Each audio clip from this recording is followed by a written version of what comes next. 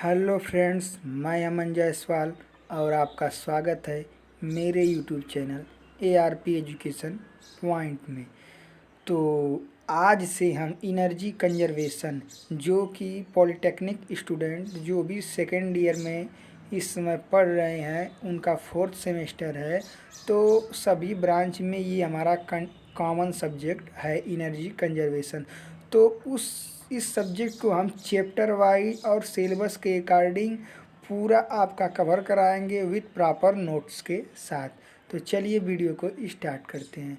तो हमारा जो पहला चैप्टर है वो है सिलेबस के अकॉर्डिंग बेसिक ऑफ एनर्जी। मतलब कि आप एनर्जी की जो बेसिक जानकारी हैं इस चैप्टर में उसके बारे में आप पढ़ेंगे। तो पहला हेडिंग आप देख सकते हैं कि हमने यहाँ एनर्जी दिया है। अब एनर्जी से आप तो भली भांति परिचित ही होंगे, एनर्जी आप जानते ही होंगे, लेकिन आज एनर्जी के बारे में का एक हम नया प्रारूप देखेंगे इस चैप्टर में। तो बेसिकली जो हमारी एनर्जी होती है 3 टाइप की होती है। पहला देख सकते हैं प्राइमरी एंड सेकेंडरी एनर्जी, इसको हम हिंदी में बोलते हैं प्राथमिक ऊर्जा एवं द्वितीयक ऊर्जा।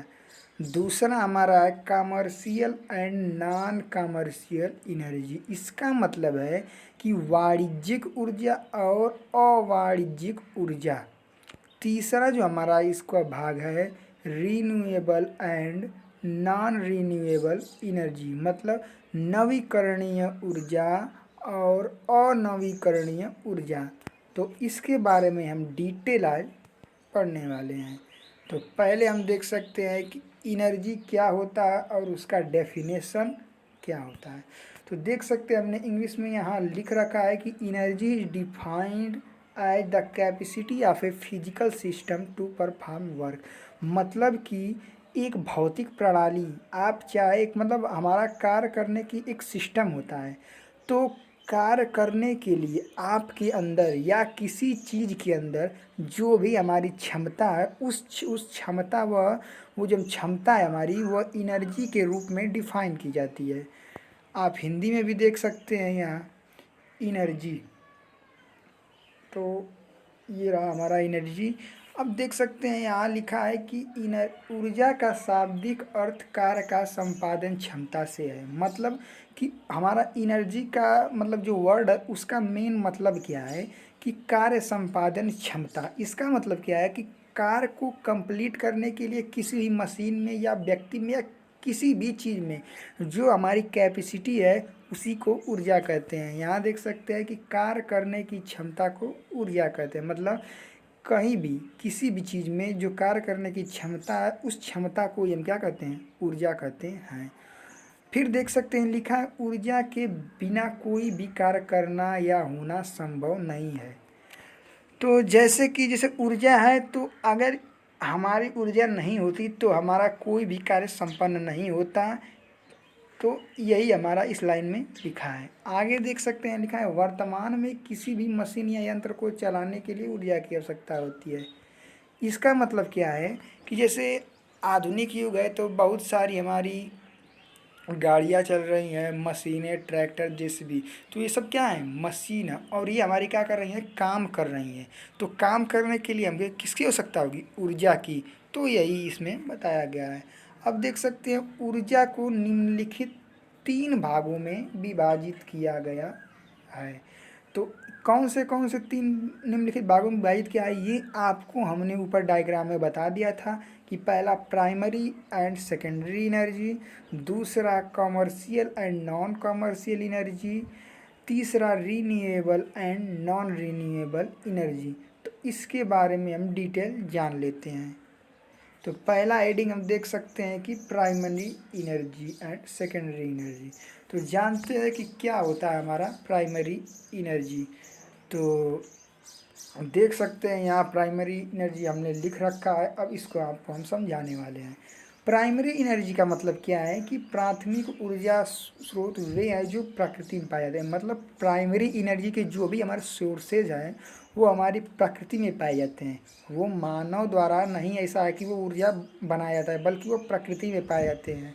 जैसे कोयला क्या है ये, जब हमारी पृथ्वी कई वर्षों बाद उल्टी पलटी तो क्या हुआ, जो पेड़ पौधे थे वो पृथ्वी के अंदर दब गया, हमारा कोयला बन गया, प्राकृतिक गैस बन गया, बायोमास जैसे गोबर सड़ने के बाद, आप गोबर जैसे जो पशुओं के हमारे अपशिष्ट पदार्थ होते हैं वो हमारे बायोमास, तो उनसे भी हमारी एनर्जी जो बनती है उस वो प्राइमरी एनर्जी कहते हैं। पृथ्वी के अंदर उपलब्ध तापीय ऊर्जा मतलब थर्मल एनर्जी, पृथ्वी के अंदर जो भी हमारी थर्मल एनर्जी है वो भी हमारी प्राइमरी एनर्जी के अंतर्गत आती है। पृथ्वी पर उपस्थित रेडियो पदार्थ से परमाणु ऊर्जा, जैसे पृथ्वी पर बहुत सारी हैं, जैसे रेडियो पदार्थ, जैसे आप जानते हैं यूरेनियम, थोरियम, तो इनका नाभिकीय विखंडन किया जाता है और इनका जब नाभिकीय विखंडन हम करते हैं तो बहुत अधिक मात्रा में हमारा ऊर्जा निकलता है। तो ये सभी हमारी जो एनर्जी हैं प्राइमरी एनर्जी हैं। फिर आगे देख सकते हैं, इसका हमने डिफिनेशन आप अंग्रेजी में बता दिया है कि primary energy is an energy from found in nature that has not been subjected to any human engineered. मतलब क्या है इसका कि प्राइमरी एनर्जी ऐसी एनर्जी है जो कि हमारे नेचर में पाई जाती है और जो किसी मानव या मशीन द्वारा उसका कन्वर्जन नहीं किया गया, मतलब रूपांतरण नहीं किया गया है। तो अब इसके आगे हम देख सकते हैं कि हमारा सेकेंडरी एनर्जी आप देख सकते हैं, ये रहा सेकेंडरी एनर्जी हमारा क्या है कि जो भी हमारी मतलब प्राथमिक ऊर्जा होती है उनका हम क्या करते हैं, कन्वर्जन करते हैं। अब उनका कन्वर्जन कहाँ होता है, फैक्ट्रियों में, बहुत से हमारी ऐसी कंपनियां, वहाँ उनका कन्वर्जन होता है। किस काम के लिए, औद्योगिक उपयोगिता के लिए, यहाँ देख सकते हैं। तो उसके बाद जब कन्वर्जन के बाद हमारा जो भी एनर्जी मिलता है उसे हम क्या कहते हैं, सेकेंडरी एनर्जी कहते हैं। जैसे कि यहाँ देख सकते हैं कोयला, तेल तथा गैस। अब इन तीनों से ये हमारा क्या है, प्राइमरी एनर्जी। अब इसका हम जब कन्वर्जन करेंगे तो हमें क्या मिलेगा, भाप मिलेगा एवं विद्युत ऊर्जा और बहुत चीज़ें मिल सकती हैं ऊर्जा के रूप में। तो ये हमारी भाप एवं विद्युत ऊर्जा क्या हुई, इस प्रकार हमारी भाप एवं विद्युत ऊर्जा क्या है, सेकेंडरी एनर्जी के सोर्स हैं।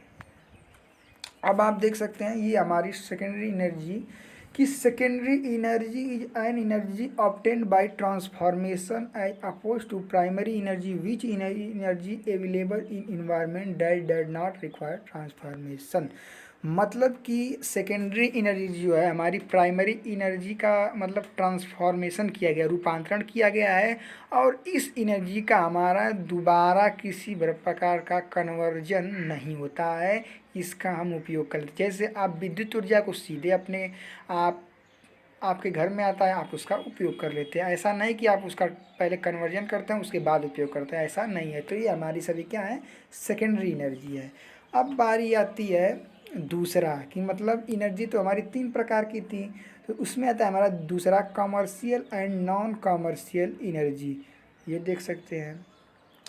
तो पहला हमारा है कमर्शियल एनर्जी। मतलब कमर्शियल एनर्जी का मतलब क्या होता है कि जो मार्केट में, मतलब मार्केट में आप पैसा दें और उसको खरीद लें और उससे हमें जो ऊर्जा प्राप्त होता है तो वो हम कमर्शियल एनर्जी कहते हैं।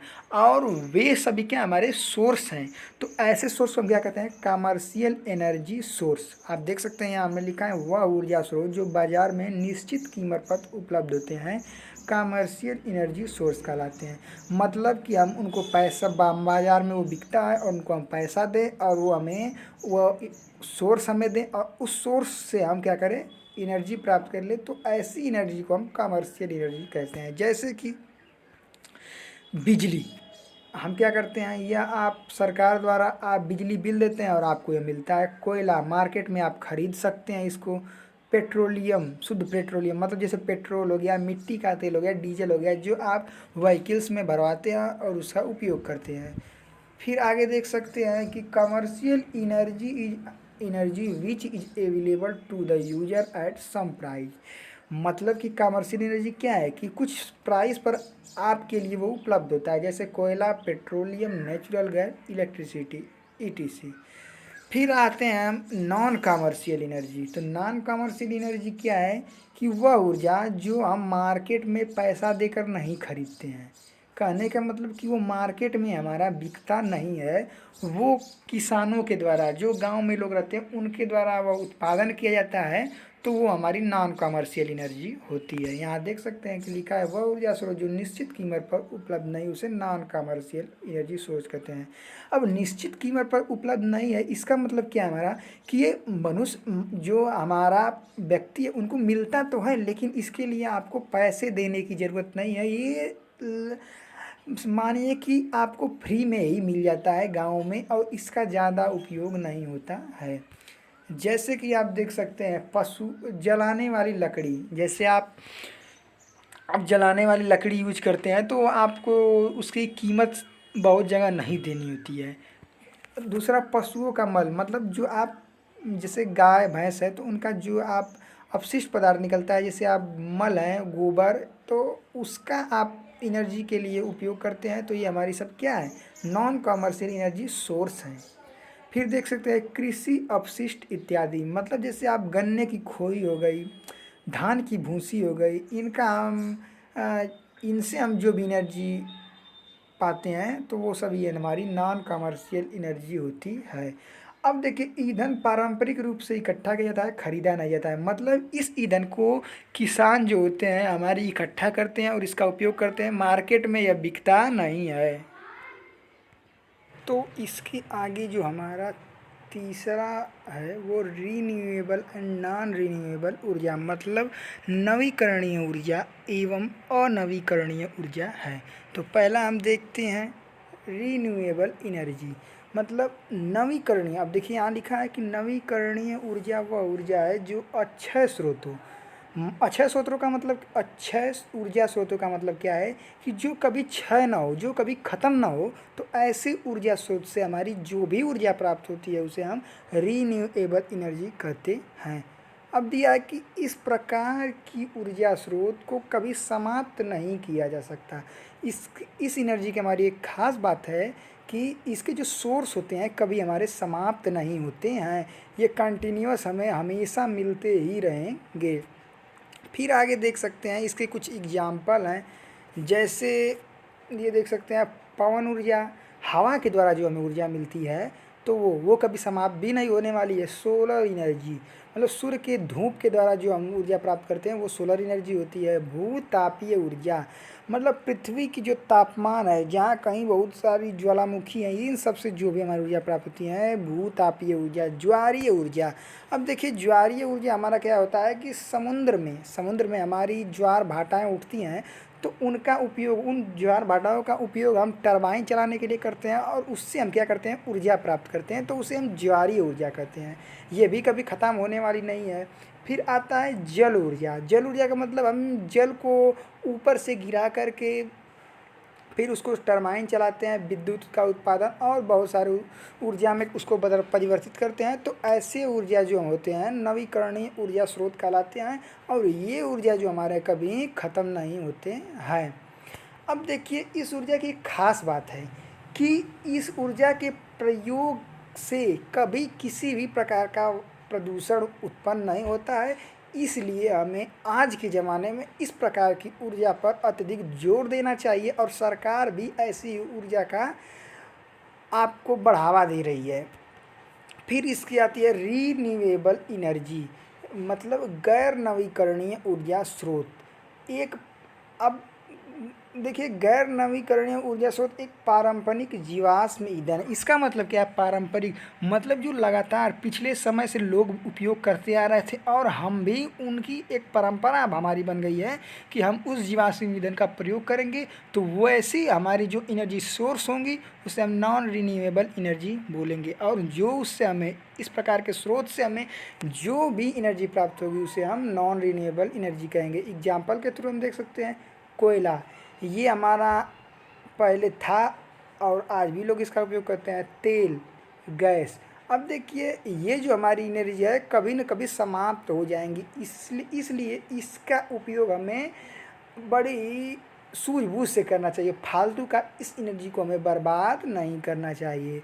तो कैसा लगा फ्रेंड्स, अगर अच्छा लगा तो वीडियो को लाइक कीजिए, शेयर कीजिए, और यदि मेरे चैनल पर आप यदि पहली बार आए तो सब्सक्राइब करना ना भूलें और जो बगल में बेल आइकन है उसको प्रेस करके ऑल कर दीजिए ताकि मेरी वीडियो की सभी नोटिफिकेशन आपको सबसे पहले मिले। अगर आप इसकी PDF को चाहते हैं तो डिस्क्रिप्शन बॉक्स में आपको मेरा व्हाट्सएप नंबर है, आप मुझसे उस पर कांटेक्ट कर सकते हैं और इसकी नोट्स आप प्राप्त कर सकते हैं। Thank you for watching.